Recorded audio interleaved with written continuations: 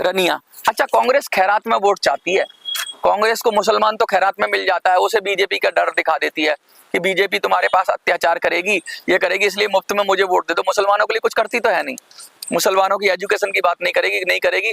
मुसलमानों में जो एक्सट्रीमिस्ट हैं, जो ऐसे बाबा हैं मुसलमानों के, या ऐसे मौलाना टाइप के लोग हैं दाढ़ी वाले, जो उल्टा सीधा जहर बोलते हैं समाज में, उन्हीं के गले में हाथ डालती है, उन्हीं का वेलफेयर करती है। जो आम मुसलमान है उनका वेलफेयर नहीं करती, उनको तो सिर्फ बीजेपी का डर दिखा के वोट ले लेती है। तो मुसलमान का वोट तो इसको कांग्रेस को मुफ्त में मिल जाता है। इसने सोचा दलितों का वोट भी मुफ्त में ले लो, लेकिन दलितों के लिए बहुत सारे लोग थे, मायावती थी, चंद्रशेखर थे, बहुत सारे लोग थे दलितों के लिए, तो उन दलितों का वोट मुफ्त में इसको मिला नहीं। पेंशनरों का भी ये वोट मुफ्त में चाहते थे कि पेंशनरों को कुछ देना ना पड़े, बीजेपी से नाराज होकर हमें दे दें। ये बिल्ली के भाग से छीका फूटने वाली बात करना चाहते हैं कि मुफ्त में बीजेपी की गलतियों की वजह से हमें वोट मिल जाए। अरे भाई, तुम कब अपना काम करोगे? तुम कब लोगों के मुद्दे उठाओगे? तुम कब लोगों की अच्छे हित की बात करोगे जब तुम्हें वोट मिलेगा? तुम ये चाहते हो कि बीजेपी गलती करे, मोदी गलती करे, तभी तुम जीतोगे। तो तुम्हारा भी हाल बहुत बुरा होने वाला है, और बुरा हो गया हरियाणा में। अब महाराष्ट्र में भी अभी तुमने सबक नहीं लिया, कांग्रेस और बीजेपी ने सबक नहीं लिया। महाराष्ट्र में तो जो भी हारेगा ना, वो पेंशनर की वजह से हारेगा। अब ये मैंने पूरा विश्लेषण दे दिया, अखबार में भी ये विश्लेषण है। इससे साफ साफ पता चलता है कि हमने ना तो कांग्रेस को ना बीजेपी को, हमने दोनों को एक तरफ से साइडलाइन किया है और हम जीते हैं, पेंशनर जीते हैं। अब मैंने ये विश्लेषण दिया है, अगर मैं गलत हूं, और मैं उन नेताओं को कहना चाहता हूं जो महाराष्ट्र में आंदोलन कर रहे थे, तुम्हारे से आंदोलन तुम्हारे बस की नहीं है, अब तुम रिटायरमेंट की तुम्हारी उम्र हो गई है, अब तुम रिटायर करो और ये संगठन मंगठन बंद करो, तुम्हारे बस का कुछ नहीं है। तो आज आपको लिखना है, क्या लिखना है, क्या लिखवाऊं बताओ? आज लिख दो कि यस, नोटा जीता है। हाँ, नोटा जीता है, क्योंकि मैंने विद प्रूफ और हमने ना किसी कांग्रेस को हराया है, ना हमने किसी बीजेपी को हराया है, हमने पेंशनर को जिताया और ये क्लियर कट संदेश दे दिया है कि जो पेंशनर की बात करेगा वही देश पे राज करेगा। तो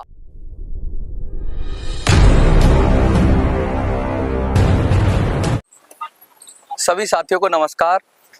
हरियाणा के चुनाव ओवर हो चुके हैं, हरियाणा के चुनाव का विश्लेषण का वक्त है, और लगातार कुछ लोगों ने ये कहा कि तुम्हारी वजह से कांग्रेस हार गई, कुछ लोगों ने ये कहा कि तुमने बीजेपी को जिता दिया, कुछ लोग ये कह रहे थे कि तुमने बीजेपी को नुकसान पहुंचाने की कोशिश की और बीजेपी ने फिर भी जीत गई। बहुत सारी बातें हो रही हैं, तरह तरह की बातें हो रही हैं।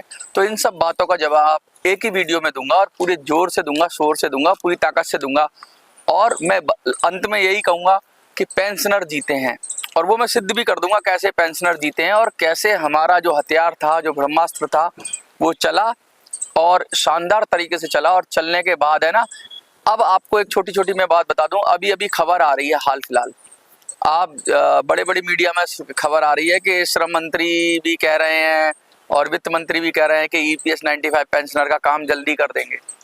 खबर ही है, लेकिन इस समय मुझे ऐसा लग रहा है कि सचमुच सरकार चेत गई है कि कहीं इसी तरह से अगर ये लोग आगे बढ़ गए तो महाराष्ट्र में कहीं उल्टा खेला ना हो जाए।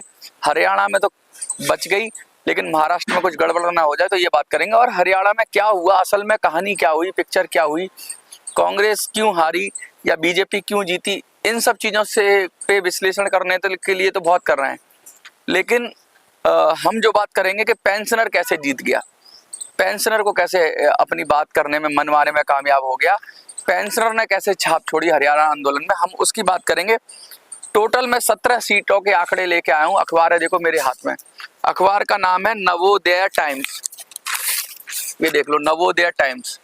और ये टोटल, ये अगर आपके समझ में आ रहा होगा तो, पढ़ने में आ रहा होगा तो, ये जो पूरा शीर्षक है, इसमें 10 सीटों पर कांग्रेस और 7 सीटों पर बीजेपी की बात हो रही है। मैं ये पढ़ के बताऊंगा आपको खबर, ठीक है? और इस खबर का महत्व बताऊंगा, पेंशनर किस तरीके से इस खबर में की रोल अदा कर रहे हैं, नोटा का क्या महत्वपूर्ण भूमिका है, ये बताऊंगा। सबसे पहले मैं आपको बता दूं, कांग्रेस इसलिए हारी कि कांग्रेस ने जितना जातिवाद किया कांग्रेस ने, जाटों की राजनीति करने की कोशिश की, दलितों की राजनीति करने की कोशिश की, पेंशन के मुद्दे पे बात नहीं की, जवानों के मुद्दे पे बात नहीं की, किसानों के मुद्दे पे बात नहीं की, सबसे ज्यादा जात में घुस गई कांग्रेस। और बीजेपी ने जाति के ऊपर, जाति के ऊपर जिस तरीके से उसको पटकनी दी, चुनाव पूरा जातिगत चुनाव था। जातियों की वर्चस्व की लड़ाई थी। एक तरफ जाट हो गए थे, बाकी सारी जातियां दूसरी तरफ गैर जाट हो गए थे। दलितों में असमंजस हो गया था कि वो किस जाएं, किस तरफ ना जाएं, क्योंकि कांग्रेस के राज्य में भी उनको जो हक और अधिकार जो मिलने चाहिए थे वो नहीं मिले थे, और उधर से राहुल गांधी के बयान। तो ये सब मिल मिला के ये समझ लीजिए चुनाव पूरा जाति के आधार पे लड़ा गया था हरियाणा में, और जाति के आधार पे बीजेपी कांग्रेस पर 20 साबित हो गई। इसलिए बीजेपी जीत गई, ना कि कोई मुद्दों पे, ना तो कोई जवानों का मुद्दा था, ना कोई किसानों का मुद्दा था, ना अग्निवीर का मुद्दा था, सिर्फ जाति का मुद्दा था। क्योंकि हरियाणा में जातिवाद इतना ज्यादा है, हर जाति कोई कहे ना कहे, लेकिन जातिवाद इतना है, और उस जातिवाद के चक्कर में कांग्रेस की लुटिया डूब गई, क्योंकि कांग्रेस उतनी अच्छी तरह से जातिवाद का गेम खेल नहीं पाई जितनी अच्छी तरह से बीजेपी ने खेला। तो ये तो रहा रीजन कि क्यों ये रिजल्ट में कांग्रेस आ रही और बीजेपी जीती, कि जाति के जो गेम था, जो जाति के आधार पर जो वोटिंग थी, उसमें बीजेपी ने कांग्रेस से अच्छी तरीके से अपने वोट बैंक को कंसोलिडेट किया, इसलिए वो जीत गए। लेकिन अब पेंशनर का क्या, हम बात करेंगे 17 सीटों की। हरियाणा की 19 सीटों पर 5,000 से भी कम रहा हार जीत का अंतर। ये टाइटल है नवोदय टाइम्स का। यानी टोटल 19 सीटें ऐसी थी जिनमें 5,000 से कम अंतर रहा जीत का। यानी 5,000 वोट इधर हो जाते या उधर हो जाते तो दूसरी पार्टी जीत जाती।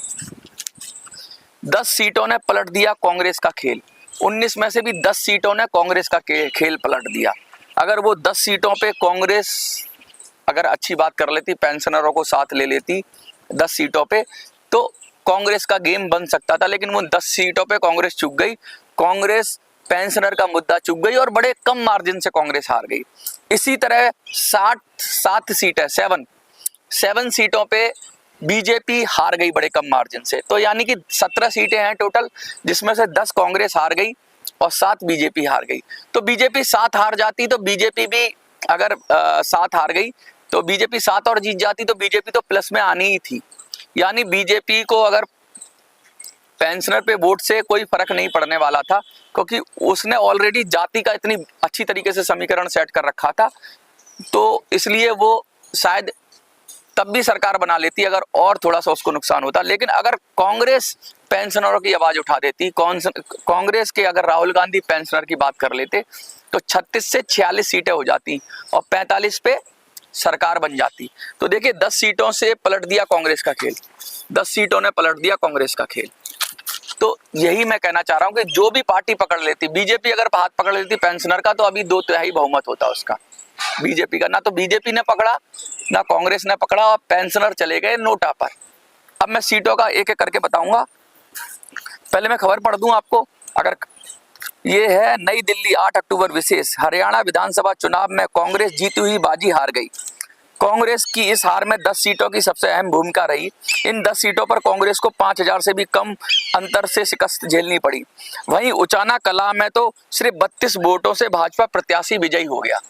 यानी अगर 32 वोट और कांग्रेस को, 32 में से 16 भी मिल जाते ना कांग्रेस को, तो 16 बीजेपी के कम हो जाते हैं, या नोटा के 32 पड़ जाते हैं। नोटा को तो ज्यादा ही पड़ा होगा 32 से, तो वो कांग्रेस जीत जाती। यानी कांग्रेसियों ने बिल्कुल भी पेंशनर का ध्यान नहीं दिया।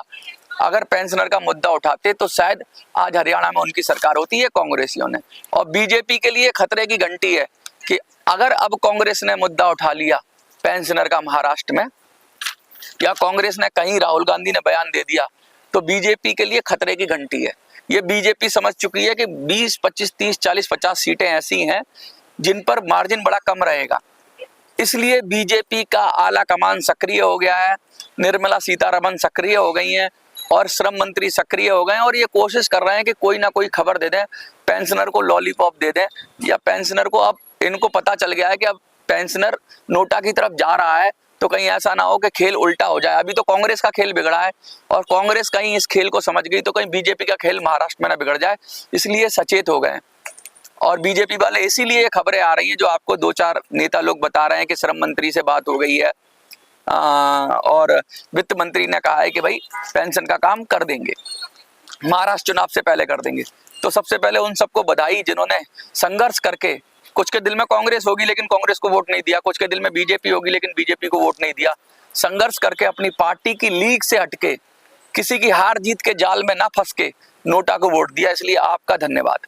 और देखो जो लोग कह रहे हैं कि नोटा की वजह से कांग्रेस हारी, बीजेपी हारी, बीजेपी 7 सीटें हारी है नोटा की वजह से, 7।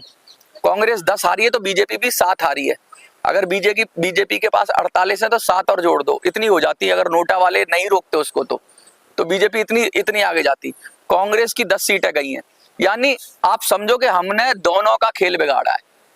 हमने कांग्रेस और बीजेपी दोनों का खेल बिगाड़ा और दोनों को समझाया है कि भाई पेंशन वालों को पकड़ लो, पेंशन वालों के पैर पकड़ लो। अगर पेंशन वालों के पैर नहीं पकड़ोगे तो तुम्हारा भी हाल खराब हो जाएगा। अब इनको बुद्धि आती है, कांग्रेस की तो बुद्धि मुझे लगता है पैरों में है, उसे तो समझ आता नहीं है। शायद बीजेपी को ही बुद्धि आ जाए, कांग्रेस को तो मुझे लगता नहीं कि कांग्रेस को कौन लोग, एलिट लोग चलाते हैं, अमीर लोग चलाते हैं। बीजेपी वालों को शायद समझ में आ जाए खेल, तो महाराष्ट्र से पहले उम्मीद करो कि हमें और आपको पेंशन मिल जाएगी। फिर इनके जो चापलूस नेता हैं इनकी वजह से नहीं मिलेगी, इनके आंदोलन की वजह से नहीं मिलेगी।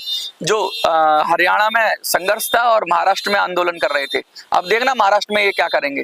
महाराष्ट्र में ये बोलेंगे कि अब अपनी मर्जी से करो। अब ये महाराष्ट्र में जब लड़ाई का वक्त आएगा ये पीठ दिखा के भाग जाएंगे। इनकी वजह से नहीं आई, ये पेंशनर, आपने जो नोटा पे वोट दिया है इसकी वजह से पेंशन बढ़ेगी। चलिए मैं सीटें बता देता हूं। सबसे पहले 7 सीटें, ठीक है, जिसमें कांग्रेस मतलब जीत गई 7 सीटें। ये फतेहाबाद की सीट है जिसमें बलवान सिंह कांग्रेस के 2252 वोटों से जीत गए। फतेहाबाद की सीट है, कांग्रेस जीत गई है 2252 से और भाजपा हार गई। तो भाजपा वालों को पता होगा कि ये सीट भी जीत सकते थे अगर वो नोटा वालों पे वोट नहीं पड़ते, यानी कांग्रेस जीती है। मैं पहले 7 सीटें ऐसी बता रहा हूं जिसपे बीजेपी हारी है और कांग्रेस जीती है। तो इसका मतलब बीजेपी को हराया है आपने नोटा दबा के, क्योंकि आप अगर वही वोट बीजेपी को दे देते, बीजेपी के बहुत सारे नोटा वाले हैं जो नोटा को पसंद करते हैं, उनकी पहली पसंद बीजेपी थी, लेकिन उन्होंने दिल पक्का करके बीजेपी को वोट नहीं दिया और नोटा को वोट दिया। तो उन सब का शुक्रिया अदा करो कि उन सब ने ये 7 सीटें बीजेपी को हराई हैं और कांग्रेस उसका फायदा ले गई है। लेकिन ले जाने दो, फिर भी कांग्रेस से हमें कोई मतलब नहीं। हमने तो ये दिखाया कि देखो तुम और मदद करते तो तुम्हें और सीटें मिल सकती थी। 7 सीटें तो नोटा की वजह से कांग्रेस जीती है, 17 जीत सकती थी अगर 10 सीटों पे बीजेपी जहां जीती है नोटा की वजह से। इसी तरह भी उल्टा बीजेपी के साथ भी हो सकता था। यानी हमने अपना इंपॉर्टेंस दिखा दिया कि हम कितने महत्वपूर्ण हैं। हरियाणा की 90 सीटों में मैंने कहा था उसमें से 20 सीटों पे, 19 सीटों पे हम लोगों ने अपना प्रभाव छोड़ा है। मैंने फतेहाबाद की सीट बता दी, मैं बता रहा हूं लोहारू की सीट। इसमें राजवीर फरतिया कांग्रेस के जीते हैं 792 वोट से। 792, सोचो अगर कांग्रेस जीत जाती अगर नोटा पे वोट नहीं पड़ता तो, बीजेपी हारती नहीं। यानी यहाँ भी हमारी और आपकी मेहनत की वजह से कांग्रेस जीती है कि हमने, नोटा ने समझ लो बीजेपी के वोट काट दिए। तो दूसरी सीट लोहारू है, पहली सीट फतेहाबाद है। तीसरी सीट पंचकुला है। पंचकुला में कांग्रेस कैसे जीती है? पंचकुला में चंद्रमोहन कांग्रेस के जीत गए हैं इसको 1997 वोटों से। 1997 वोट, 2000 से भी कम वोट है। सोचो यहाँ पर भी कांग्रेस जीती है नोटा की वजह से। रोहतक की सीट भारत भूषण बत्रा जीते हैं 1341 वोटों से। यानी किनारे पे ही तो जीत रहे हैं 1341 वोट। नोटा को तो पड़ गए होंगे 1000-1500 वोट और उसमें से बीजेपी के वोट भी कटे होंगे। तो कांग्रेस की यहाँ पे जीत गई, रोहतक भी जीती है। कांग्रेस थानेसर जीती है, अशोक कुमार जीते हैं। यहाँ पे थोड़ा मार्जिन ज्यादा है, तो यहाँ पे मैं कह सकता हूँ नोटा की वजह से शायद ना हारे हों, ना जीते हों कांग्रेस, क्योंकि 3243 का मार्जिन है यहाँ पे। लेकिन फिर भी नोटा का एक रूप रहा है कि नोटा ने भी 1000-1500 वोट काटे होंगे बीजेपी के। इसी तरह आदमपुर में है, इसमें 1268 वोट से कांग्रेस जीत गई है, 1268 वोट से, और बीजेपी हार गई है। तो आदमपुर भी कांग्रेस नोटा की वजह से जीत गई। अगर नोटा वाले वोट बीजेपी को पड़ गए होते तो आदमपुर भी कांग्रेस के हाथ से चला जाता। यानी कांग्रेस की मरियल हो जाती। कांग्रेस की तो वो दुर्दशा होती जिसको कोई पानी देने वाला पैदा नहीं होता अगर बीजेपी पेंशनर का हाथ पकड़ लेती। लेकिन बीजेपी ने पेंशनर का हाथ नहीं पकड़ा, इसलिए बीजेपी इतनी गिरी, वरना बीजेपी और तेज जाती। और कांग्रेस अगर पेंशनर का हाथ पकड़ लेती तो कांग्रेस कम से कम सरकार बना लेती, ऐसा मेरा कहना है। तो कांग्रेस अगर कांग्रेस कांग्रेस जीत भी रही है तो नोटा की वजह से। सधोरा की सीट है, रेनू बाला कांग्रेस की जीती है 1699 वोट से। यानी 7 सीटों पे में से एक सीट 3000 देख लो, वरना सारी सीटें 2000 से कम ही है। यानी इतना इतना तो वोट पेंशन उसको नोटा को पड़ ही गया होगा। तो 7 सीटों पे हमने किसको जिताया है? हमने किसी को जिताया नहीं है, वैसे तो हम ये बात गलत कहेंगे। हमने बीजेपी को 7 सीटों पे नोटा ने हराया, और हराया जिताया क्या, हमने वो मार्जिन उतना वोट ले लिया जितने वोट से हार जीत हो रही थी। कौन हारा कौन जीता हमें मतलब नहीं, लेकिन नोटा ने ये कह दिया कि हमारा वोट जिसके पास पड़ जाता वो जीत जाता। तो ये आपने संदेश दिया। और जो कांग्रेस बीजेपी के चमचे हैं वो मेरे वीडियो ना देखा करें, वो दफा हो जाएं। और अगर तुम कांग्रेस को प्यार करते हो तब भी दफा हो जाओ यहाँ से पहली फ्लाइट पकड़ के, और बीजेपी को प्यार करते हो तब भी दफा हो जाओ, क्योंकि तुम दोनों लोग गद्दार हो। तुम पेंशनर के गद्दार हो। अगर तुम्हारे मन में बीजेपी के लिए रहम है या कांग्रेस के लिए रहम है तो तुम पेंशनर के लिए रहम नहीं दे सकते, क्योंकि तुम्हारा मन तो वहीं घुसेगा। तुम तो ये चाहोगे कांग्रेस हार जाए, कांग्रेस वाला चाहेगा बीजेपी हार जाए। हम तो ये चाहते हैं कि हमारा पेंशनर जीत जाए। तो जो पेंशनर को जिताना चाहता है, जो पेंशन पाना चाहता है, वही इस वीडियो में रहे।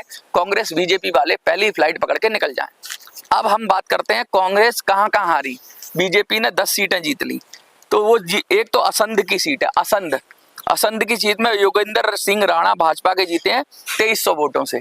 सोचो अगर 2300 वोट भाजपा के जीत गए, अगर नोटा को पड़ गए होंगे तो इसलिए जीत गए। अगर नोटा वाले वोट कांग्रेस को पड़ गए होते तो इनका रथ रोक सकते थे। असंध में अटेली में आरती सिंह कांग्रेस की भारतीय जनता पार्टी की जीत गई है 3085 वोटों से। अटेली विधानसभा है, तो यहाँ भी मतलब मार्जिन अच्छा है इनका। बीजेपी, इसका मतलब ये साफ साफ है कि बीजेपी प्लस में थी हरियाणा में। कांग्रेस की सारी रणनीतियों पे बीजेपी की रणनीति भारी थी। लेकिन कांग्रेस अगर सिर्फ पेंशनर का हाथ पकड़ लेती तो कांग्रेस बहुत हद तक बीजेपी को रोकने में कामयाब हो जाती, क्योंकि सारे उसके हथकंडे, पेंशनर जितने भी हथकंडे थे वो फेल हो गए। पेंशनर अगर हाथ पकड़ लेती तो पेंशनर उसे जरूर जिता सकता था, लेकिन कांग्रेस ने भी पेंशनर के लात मारी और बीजेपी तो लात मार ही रही है। इसलिए बीजेपी को क्या ही कहें, कांग्रेस भी एक ही थैली के चट्टे बट्टे हैं। अटेली की सीट बता दी मैंने। दादरी में सुनील सत्यपाल जीते हैं बीजेपी के 1957 वोटों से, सिर्फ 1957 वोटों से। देखना नोटा को कितने पड़े हैं अभी। घरौदा सीट है, इसमें तो काफी ज्यादा मार्जिन है, इसे मैं नहीं मानता। 4531, ये तो बीजेपी की सीट है। अगर नोटा को 1000-1500 वोट पड़ भी गए होंगे तो इसलिए इस सीट को मान लो। घरौदा को हम नहीं कहते कि हम इसमें कुछ इफेक्ट डालेंगे, लेकिन 50% नोटा में यहाँ भी कामयाब होता नोटा। होडल की सीट है, यहाँ पे 2595 है, ये भी बीजेपी ने जीत ली है 2500 वोटों से, 2500-2600 वोटों से। यहाँ भी नोटा प्रभावी होगा, लेकिन मुझे लगता है 2500 वोटों पर थोड़ा कम प्रभावी होगा, लेकिन है। रनिया की सीट है, रनिया की सीट में भी 4000 से ऊपर का मार्जिन है। तो बीजेपी मतलब क्लियर कट जा रही है।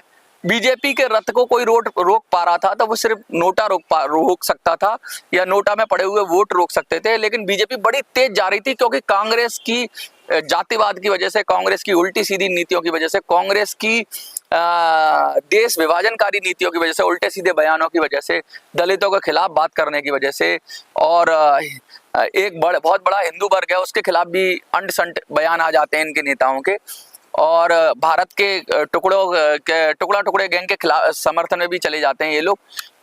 मुसलमानों के हित की बात करना अच्छी बात है, कांग्रेस करे, बीजेपी करे, अच्छी बात है। लेकिन जो अराजक तत्व हैं, कांग्रेस अगर उनको गले में डालेगी, जैसे कि खालिस्तानियों के साथ फोटो खिंचवाती है विदेश में जाके, तो ये कोई पसंद नहीं करेगा। खासकर कुछ लोगों को पसंद आ सकता है, लेकिन ज्यादा लोगों को पसंद नहीं आ सकता। जो देश के टुकड़े की बात कर रहे हैं, जिनको हम कहते हैं कि जो देश के टुकड़े करने की कोशिश करते हैं, जो कश्मीर को अलग करने की कोशिश करते हैं, या जो पंजाब को अलग करने की कोशिश करते हैं, या जो नॉर्थ ईस्ट को अलग करने की कोशिश करती हैं, ऐसी ताकतों को कांग्रेस धर्म के नाम पर अगर संरक्षण देती है तो दूसरा जो वर्ग है वो तो नाराज होगा ही होगा। ये सब लोगों को जो टुकड़े करने वाले हैं, ये मुसलमानों को रिप्रेजेंट नहीं करते, ये अलग तरीके के लोग हैं। ये सिखों को रिप्रेजेंट नहीं करते, ये अन्य लोगों को रिप्रेजेंट नहीं करते। लेकिन कांग्रेस ने इन लोगों को गले में लगाया। उन्होंने अब्दुल कलाम जैसे लोगों को गले से नहीं लगाया, उन्होंने वीर अब्दुल हमीद जैसे लोगों को गले से नहीं लगाया। कांग्रेस ने किसको लगाया? लादेन जैसे लोगों को, लादेन जैसी सोच वाले लोगों को गले से लगाया। इसलिए कांग्रेस को ये बुरा हाल हो गया, क्योंकि दूसरा वर्ग भी तो देख रहा है। कांग्रेस बांग्लादेश पर कुछ नहीं बोलती जब बांग्लादेश में अल्पसंख्यकों के साथ अत्याचार होता है, कांग्रेस अपना गाजा पर स्टेटमेंट जारी करती है। तो इस वजह से कांग्रेस का जो ये जो उल्टी सीधी नीतियां हैं, जो नहीं करनी चाहिए, अच्छी बात करनी चाहिए, सबकी बात करनी चाहिए, लेकिन कांग्रेस जो कट्टरपंथी शक्तियों के पास चली गई, उस वजह से उसका नुकसान हुआ, और फिर जातिवाद में भी घुस गई, और जातिवाद में भी घुस के अब दलित भी उसके खिलाफ हो गए। बहुत सारी चीजों में कांग्रेस की नीतियां उल्टी रहीं, और ये सब उल्टी नीतियां होती, लेकिन अगर वो पेंशनर का हाथ पकड़ लेती तब भी उसकी नैया पार हो जाती, लेकिन उसकी नैया इसलिए डूबी कि वो सब उल्टी नीतियों पे चल रही थी। मैं रनिया की सीट बता दूं, रनिया की सीट भी बसपा, अर्जुन चौटाला इनेलो बसपा से जीत गए हैं और कांग्रेस हार गई है, लेकिन ये काफी मार्जिन से हारी है। तो रनिया की सीट अलग से मैं बताऊंगा, मैं तो सिर्फ अभी बीजेपी वाली बता रहा हूँ। रनिया मैंने गलत बता दिया, बीजेपी जहां जहां जीती है कितना मार्जिन से कांग्रेस को हराया है वो बता रहा हूँ। महेंद्रगढ़ की सीट है, 2648 वोटों से बीजेपी जीती। अगर यहाँ कांग्रेस चाहती तो नोटा को, अगर नोट पेंशनर की बात उठाती तो शायद कांग्रेस को हक मिल जाता। पुंडरी की सीट है, यहाँ भी 2197 वोटों से डिफरेंस आया है, ठीक है। राई की सीट है, राय की सीट खैर बीजेपी की क्लियर कट हो रही है क्योंकि 4673 वोटों से बीजेपी जीती है, लेकिन मैं फिर भी ये कह रहा हूँ कि अगर हाँ पेंशनर यहाँ कुछ ना कुछ तो कर ही सकता था।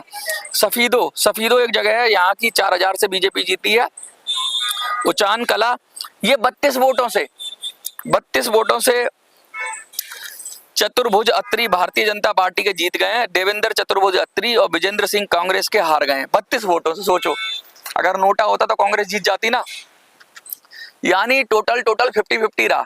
50% नोटा वाले, 50% जो जैसे 20 सीटें हैं तो इसमें से हमने 10 सीटें नोटा की वजह से बीजेपी जीत गई, या समझ लो 10 सीटें कांग्रेस जीत गई, या ऐसे समझ लो लगभग 10 सीटें कांग्रेस हार गई और 10 सीटें बीजेपी हार गई। तो नोटा ने दोनों को संदेश दिया है, नोटा ने बीजेपी को भी संदेश दिया है, नोटा ने कांग्रेस को भी संदेश दिया, तुम में से जो हमें साथ ले लेता उसको हम बहुत आगे बढ़ा देते। बीजेपी साथ ले लेती तो क्लियर कट इतना बड़ा मैंडेट होता कि पूरे देश में संदेश जाता कि मोदी लहर चल रही है। बीजेपी ने साथ नहीं लिया, इसलिए मोदी लहर कट गई, ये 50-48 सीटों पर ही रह गए। अगर कांग्रेस रह लेती, साथ ले लेती पेंशनर को, तो कांग्रेस ये संदेश देता कि कोई मोदी लहर नहीं है, क्योंकि कांग्रेस हरियाणा में सरकार बना लेती। क्योंकि 36 है, अभी 37 है कांग्रेस की, 10 और मिल जाती तो 47 हो जाती, 45 पे सरकार बनती है हरियाणा में। यानी कांग्रेस को जो चांस था वो कांग्रेस ने भी मिस किया, और बीजेपी की तो गलती थी कि उन्होंने पेंशनर को कुछ नहीं दिया, लेकिन वो जो चांस कांग्रेस लपक सकती थी बीजेपी के खिलाफ, राहुल गांधी उठ के खड़े हो जाते पेंशनर के लिए और बयान देते और अभियान चलाते, तो मुझे लगता है बहुत वोट पड़ता कांग्रेस को, और राहुल गांधी यहाँ चूक कर गया। अब बीजेपी, अब महाराष्ट्र का चुनाव देखना है, महाराष्ट्र के चुनाव में कौन चूक करता है। क्या राहुल गांधी फिर बेवकूफी करेंगे, या मोदी अब की इस बार तो हरियाणा में बच गए मोदी, क्योंकि हरियाणा में बहुत बड़े मार्जिन से जीत रहे थे, लेकिन महाराष्ट्र में बड़ा पंगा होने वाला है। महाराष्ट्र में हम नोटा के अलावा भी बहुत सारी रणनीति डिस्कस करेंगे, हम नोटा भी डिस्कस करेंगे। कुछ लोग कह रहे हैं महाराष्ट्र में नोटा करोगे, अब हम हर कदम पे आगे बढ़ रहे हैं ना। देखो हमने इतनी सारी, उचान कला का मैंने बता दी ना 32 सीटों पे, और 2 सीटें और है रनिया और डडवाली, इसमें भी इनेलो जीत गई है 610 वोटों से।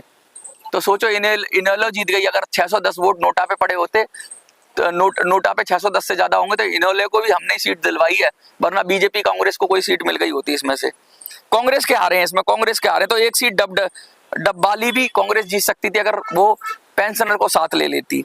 रनिया, अच्छा कांग्रेस खैरात में वोट चाहती है, कांग्रेस को मुसलमान तो खैरात में मिल जाता है, उसे बीजेपी का डर दिखा देती है कि बीजेपी तुम्हारे पास अत्याचार करेगी, ये करेगी, इसलिए मुफ्त में मुझे वोट दे दो। मुसलमानों के लिए कुछ करती तो है नहीं, मुसलमानों की एजुकेशन की बात नहीं करेगी।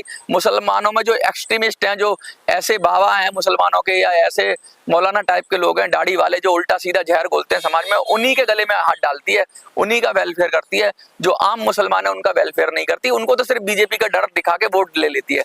तो मुसलमान का वोट तो इसको कांग्रेस को मुफ्त में मिल जाता है। इसने सोचा दलितों का वोट भी मुफ्त में ले लो, लेकिन दलितों के लिए बहुत सारे लोग थे, मायावती थी, चंद्रशेखर थे, बहुत सारे लोग थे दलितों के लिए, तो उन दलितों का वोट मुफ्त में इसको मिला नहीं। पेंशनरों का भी ये वोट मुफ्त में चाहते थे कि पेंशनरों को कुछ देना ना पड़े, बीजेपी से नाराज होकर हमें दे दें। ये बिल्ली के भाग से छीका फूटने वाली बात करना चाहते हैं कि मुफ्त में बीजेपी की गलतियों की वजह से हमें वोट मिल जाए। अरे भाई तुम कब अपना काम करोगे, तुम कब लोगों के मुद्दे उठाओगे, तुम कब लोगों की अच्छे हित की बात करोगे जब तुम्हें वोट मिलेगा। तुम ये चाहते हो कि बीजेपी गलती करे, मोदी गलती करे, तभी तुम जीतोगे, तो तुम्हारा भी हाल बहुत बुरा होने वाला है, और बुरा हो गया हरियाणा में। अब महाराष्ट्र में भी अभी तुमने सबक नहीं लिया, कांग्रेस और बीजेपी ने सबक नहीं लिया। महाराष्ट्र में तो जो भी हारेगा ना वो पेंशनर की वजह से हारेगा। अब ये मैंने पूरा विश्लेषण दे दिया, अखबार में भी ये विश्लेषण है। इससे साफ साफ पता चलता है कि हमने ना तो कांग्रेस को ना बीजेपी को, हमने दोनों को एक तरफ से साइडलाइन किया और हम जीते हैं, पेंशनर जीते हैं।